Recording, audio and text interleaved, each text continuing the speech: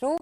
We also have Abneesh Roy joining into the conversation. There are a slew of FMCG earnings that have come out, and there's also ITC coming out with numbers today. So let's get straight to it. Abneesh, hi, good morning. So ITC, the stock is, almost at an all-time high. It's been one of the strongest performers this year.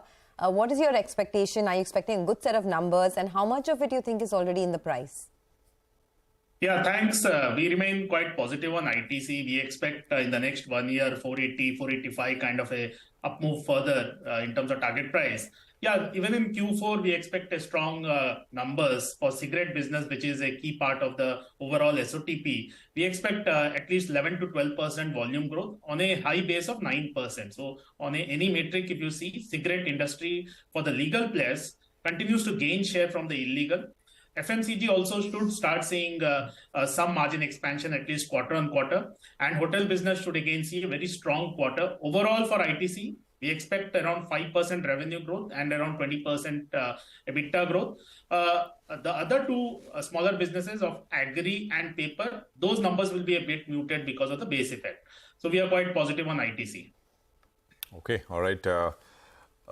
Just for viewers, relatively speaking, is it possible that we enter a phase of, again, relative outperformance of HUL versus ITC?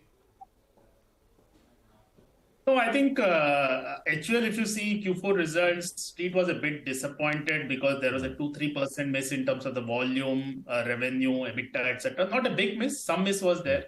If I see going ahead in HUL, the food part of the portfolio continues to see the high inflation in milk prices, especially for the HFD. But in rest of the portfolio, HUL also should start seeing margin expansion because of palm oil. Today also we have seen palm crop in Malaysia, Indonesia is ahead of expectation. So that is positive for HUL. Even in terms of the crude related input, I think HUL should gain. So yes, Q4 was a miss, but my sense is HUL should start seeing YOY margin expansion and better quality of growth in terms of sales also, because grammage addition will come back. So yes, HUL also looks good, but currently because of the strong buoyancy in terms of results from ITC, Asian Paint, GCPL, Britannia and Varun Beverages, currently the optimism is higher on those companies versus HUL. HUL is a gradual recovery story. Okay, got that. So that's HUL versus ITC. Let's talk about Jubilant FoodWorks then. Of course, the numbers were on the weaker side. There were some exceptional losses that hit the bottom line, but even on the margin front, they're struggling a bit. What do you do with a name like that? So we continue to prefer staples over QSR. QSR slowdown, our senses will continue for 2 more quarters. It started in December. In terms of demand side, of course, in terms of the base, last few years, we have seen because of in-home consumption, it was a tailwind, but now consumer is going and experiencing and eating other food items also. Apart from that, extremely strong expansion is happening by all QSR players. So that also leads to cannibalization within the players. And third, of course, from a milk inflation perspective, it has been a key challenge, and definitely Devyani is also expanding very fast in Pizza Hut. So overall margin pressure will also continue. And if El Nino comes to India and there's a big impact, we see further inflation in milk. So currently we'll prefer the staples over QSR in the near term, medium term. Okay, all right. Staples over QSR. But from the QSR space between Devyani and Sapphire, Abneesh, what will you look at?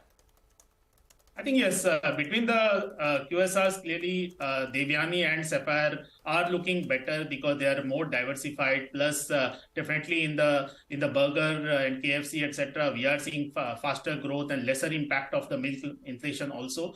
And pace of expansion also is definitely faster in Devyani. So yes, currently our pecking order will be like that: Devyani, Sapphire, and then Jubilant Foods will be lower. The paint companies did pretty well this time, right? I mean, Berger Paints had an 11% volume growth. The others were not too bad either. Anything in that space that you like? Your thoughts on Berger? Any recommendations there? Yeah, paint companies, good numbers. All companies have given. We are also waiting for Indigo. We expect good numbers for Indigo Paints also. In fact, even for Q1, Asian Paints and Berger both expect the strong momentum in volume growth to continue. And of course, margin recovery will also sustain in FY24, given the smaller base in terms of margins, and crude also has corrected. So yes, between Asian and Berger, we'll prefer Asian Paints. So clearly, if you see in terms of Berger, there are one or two smaller issues. Their new factory, which is a large factory, initial cost will be there. Also, Berger is going to ramp up the advertising spends. For Asian Paints, if you see being such a large company, advertising spends, I don't think will go up meaningfully. So we'll prefer Asian in terms of better volume growth, better margins versus a Berger in the near term, medium term. So yes, definitely in FY24, I expect Asian Paints to deliver double-digit volume growth for the full year and margin expansion also definitely for the full year. Okay. Just a quick word. You mentioned briefly Varun Beverages and how the numbers have been solid. For those who own it, great news, but would you recommend buying it at these levels? And what kind of time horizon should one have? What are valuations looking like, and where is it compared to historical valuations and relative to what you think would be fair valuations? Go on. Yeah, it's a good question. So that's what we are seeing in terms of the strong results. Wherever it has been, the stocks have moved up. So if you see most of the stronger results, those are near lifetime highs. So Britannia, Godrej Consumer, and all Nestle, etc., and Varun Beverages also. So yes, currently what we are seeing, because of the hard summer condition and El Nino, there is an expectation that the strong numbers will continue. Second aspect is definitely in terms of the overall inflation, WPI, CPI, that also has corrected. So in general, lower end of consumption should benefit Varun Beverages also. And Karnataka election results and generally a very strong slate of results, general elections, the expectation is that the stimulus program for the lower end will remain strong. So from a gross margin, EBITDA margin also, our sense is from packaging cost, Varun Beverages should benefit. From a valuation perspective, you're absolutely right. It is at the higher end, and long-term Reliance definitely is a concern because Campa Cola ramp up and advertisement and putting up the Visi coolers and the back end. It takes time, but I think that will be more of a longer-term concern. But yes, because of strong results and El Nino helping the summer categories, Varun Beverages should continue to do well in the near term. But yes, currently we see more upside, say, within the broader space, we see more upside in Asian Paints, ITC versus a Varun. But yeah, Varun Beverages results should remain strong in the near term. Okay, thanks a lot, Abneesh, for joining in. Appreciate your thoughts. Well, that's the word coming in from Nuvama Institutional on the FMCG space. And we have, of course, ITC coming out later today.